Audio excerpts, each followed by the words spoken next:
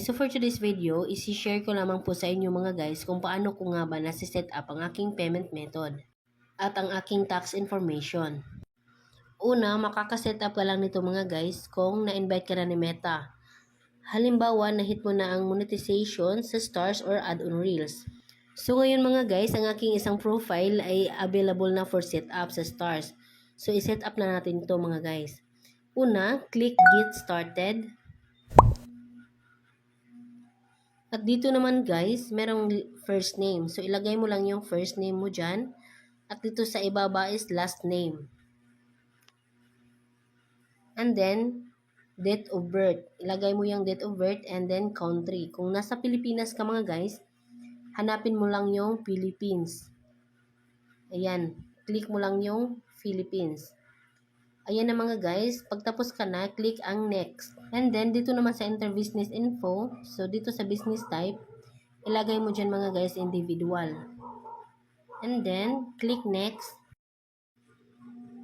At dito naman mga guys, ilagay mo lang yung primary address, city at state of province. Pagtapos ka na mga guys, click mo lang yung next. Choose how you like to get paid. So kung wala ka pang bank account mga guys, so link your PayPal account lang muna. So link your PayPal account, click. And then kung wala ka ring PayPal account, so i-add later lang muna. So mag-create ka lang muna ng PayPal account. Mag-login ka mga guys. And then kung meron ka naman, so link payment method. I-click mo na yung payment methods. Andito na mga guys, meron akong PayPal account. So, nilink ko na dito mga guys sa payment method. So, bago ako magpatuloy sa add tax info, meron lamang po akong i-share and then Facebook password. Ayan guys, ang login. Ayan na nga guys, yung Facebook profile mo is connected na sa tax information. And then, dito naman sa tax classification, i-click mo lang yung individual. And then, dito sa ibaba is no, and then no, and then next. And then, dito naman sa enter name and taxpayer identification number. So, ilagay mo yung full name and tax identification number. So, I have a non-US10. So, i-click mo yan mga guys. And then, dito sa country of citizenship, hanapin mo lang yan mga guys ang Philippines kung nasa Pilipinas ka. O kung Filipino citizen ka mga guys. Ayan, Philippines. Click Philippines. And then, ayan na nga mga guys.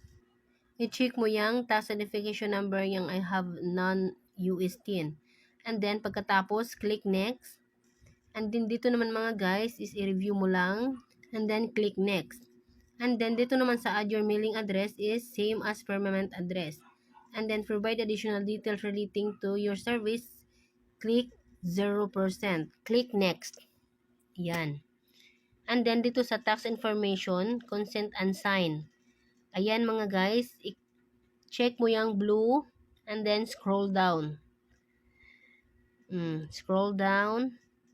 And then, sa pinakaibaba mga guys, ayan. Merong check. I-check mo yan mga guys. And then, dito sa signature, ilagay mo yung complete name mo or your full name. Kailangan yung totoo mong pangalan. Andito naman sa date is yung date yung kailan mo pinil-afan ang form. Ayan. Ang dali lang mga guys. Click next. Ayan, hintayin lang natin mga guys. Ayan, meron na tayong form sa W8 bin. Ayan, i-review lang natin to mga guys. Scroll down. Ayan. Tingnan lang natin ng mabuti. And then, dito sa pinakaibaba mga guys, meron dyang, ayan. I-check mo yan mga guys. And then, pagkatapos mo nang i-check is submit form. Ayan.